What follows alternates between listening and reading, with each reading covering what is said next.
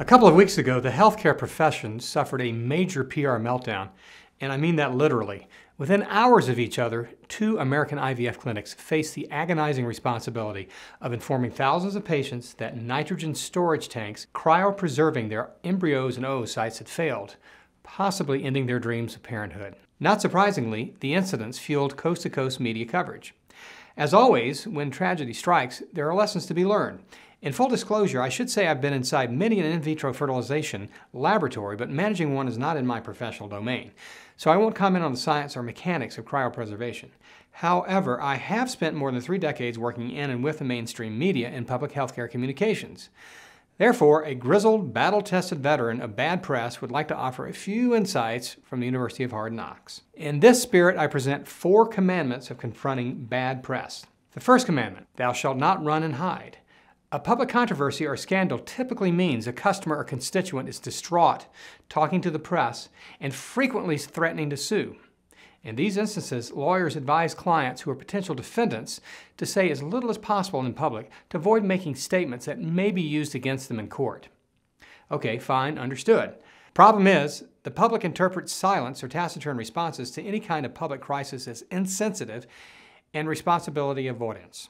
In the public's mind, silence equals probable guilt. Additionally, silence only further motivates the aggrieved to punish the purported instigator of the tragedy.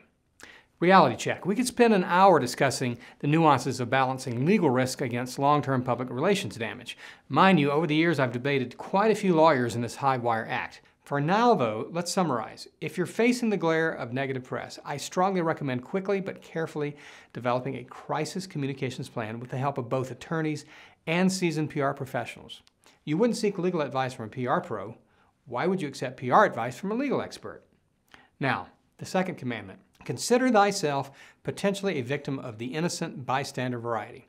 If you're in the same business, profession, or specialty, bad press for others can be bad press for you too. Taking the latest IVF crisis as an example, let's remember that an estimated 350,000 IVF babies are born worldwide annually, and more than 100,000 American women undergo in vitro fertilization each year. Although the recent lab malfunctions occurred at just 2 IVF clinics, front-page news coverage has no doubt caused millions of men and women with gametes in frozen storage at other clinics to wonder intently, are my eggs, sperm, and/or embryos safe? Any healthcare provider with custody of patients' biological property now faces this question more acutely, whether spoken out loud or not. Which brings us to the third commandment. Focus on thy primary audience. It's not journalists. It's not your peers or other healthcare professionals. It's your patients, healthcare consumers. The medical profession has long exercised an admirable code of honor in avoiding public criticism of colleagues. I like and respect this ethic a lot.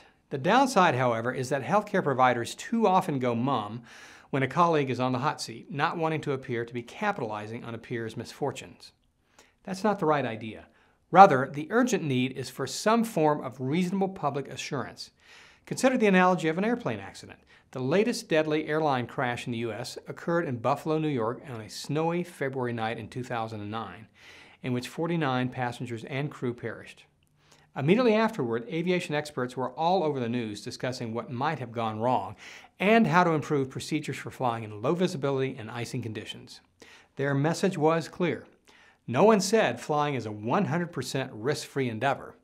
Instead, their salient point was that aviation manufacturers, safety experts, airlines, pilots, and government officials work constantly and tirelessly to improve the safety of flying.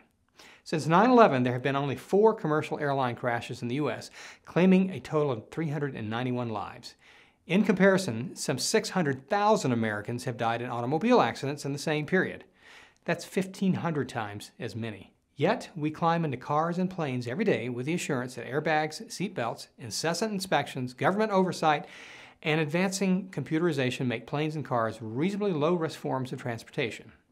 Similarly, patients generally accept the same scale of risks in healthcare. This is why they sign consent forms. They only want periodic reassurance that the professionals in charge are painstakingly making it as safe as possible. Finally, the fourth and most important commandment. Thou shalt speak and act with empathy. Again, let's take the IVF tank failure as an example. More than one study has found that infertile women can endure as much stress and anxiety as cancer and HIV-positive patients. Fertility specialists say they must often provide as much emotional care as physiological care, which requires more than verbal expression. The best caregivers also make the best listeners and best teachers, seeking to soothe raw emotions with a comforting knowledge of expertise. Sometimes it's not so much just what you say that's important, but what you hear as well. Or another way to view it is to remember that in difficult times, silence is anything but golden.